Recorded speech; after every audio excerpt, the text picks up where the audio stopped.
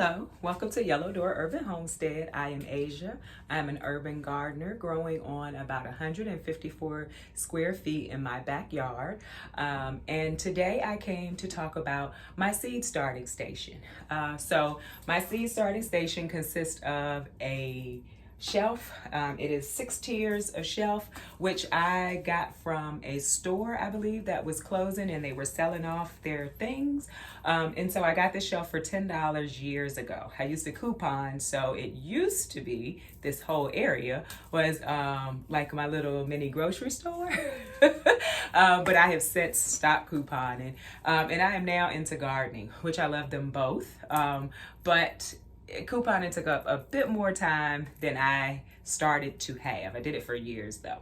Anywho, I wanted to come to you today just to explain seed starting indoors in an urban setting where you may not have a greenhouse or a high tunnel or hoop house or whatever you may be seeing in the community. Love those things, don't get me wrong. But if you're in a smaller setting, a smaller house, you can use the space that you have. And so my seed starting station is in my laundry room.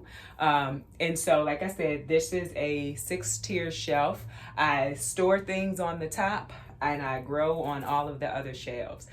So in summertime, this shelf will be full of things. Also spring. So I'm about to start seeds, some seeds, not all my seeds, at the end of January. So this will be a lot more full.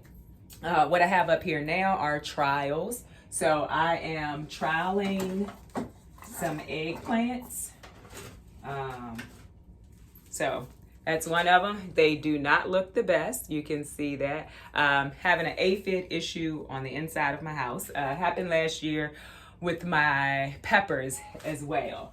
I'm also trialing some Calendula, which in my zone 7B, it is a perennial, apparently. I read that, and so I started about 14 plants, and I'm going to harden them off week after next and then put them in the bed under cover the week after that. And then I just have some cold hardy seedlings, so like broccoli and cabbage is mostly what's down here. So as you can see, you are able to start seeds and actually pretty healthy seedlings. I'll show you a really good one with the method that I use.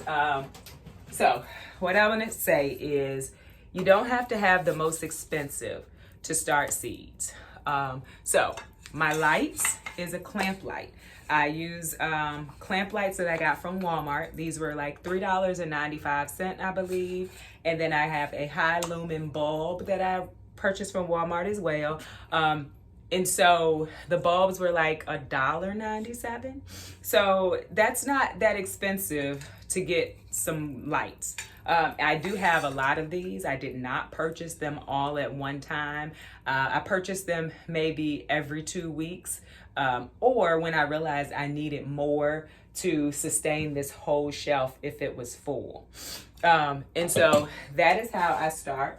And I just clamp it on the shelf, however it works best. I don't like it to touch the plants, but I just play around with it to get it where it won't touch the plants as much. Of course, it won't work now because I'm trying to show you. But this is how I grow my seedlings.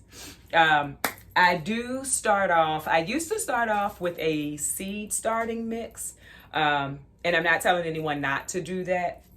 But at this point, I use a container mix and I pull out the larger pieces. So this is a Miracle Grow organic container mix. I have to use what I can find because I don't have a lot of options where I live.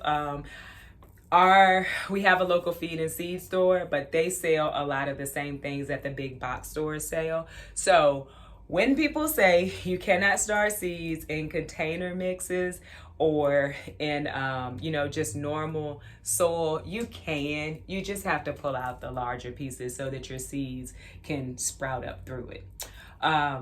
The other thing that I use are these trays from the Dollar Tree.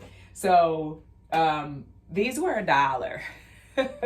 And you can't beat that. I just noticed that something fell. Oh well, I have to start those again. I think it's my delphiniums. Anywho, I start all of my seeds in these types of trays, in most cases, the sail trays. And once they have sprouted, I try to quickly prick them out and repot them up into something bigger. So these came from other plants that either I purchased or from Lowe's, because Lowe's will let you take the containers that they're getting rid of. And then I'll prick them out and put them into their own container so that they have more space to grow. And so these trays used to be $1 from Dollar Tree. Of course, if you live in a state where the Dollar Tree's prices have changed, you know that they're actually now $1.25. Either way, it's a pretty cheap way, and you can still buy them water. Another way that I will start seeds is in a old fruit container. So I purchased strawberries, and I kind of use the strawberry container as a, what do you want to call it? A greenhouse, kind of hold the moisture in and the warmth. And then this is also a tray from a store. I think I had mushrooms in this. And so I'm starting onions in this one. I just planted these sometime this week, so there are no sprouts. But I also have some lettuce that is growing this way. And the lettuce has already germinated. So I'll show you that. And once those lettuce seeds get a little bit taller, under the lights, I will prick them out and put them in their own containers. And I'll probably move these to a 6 sail tray because they won't be down here long.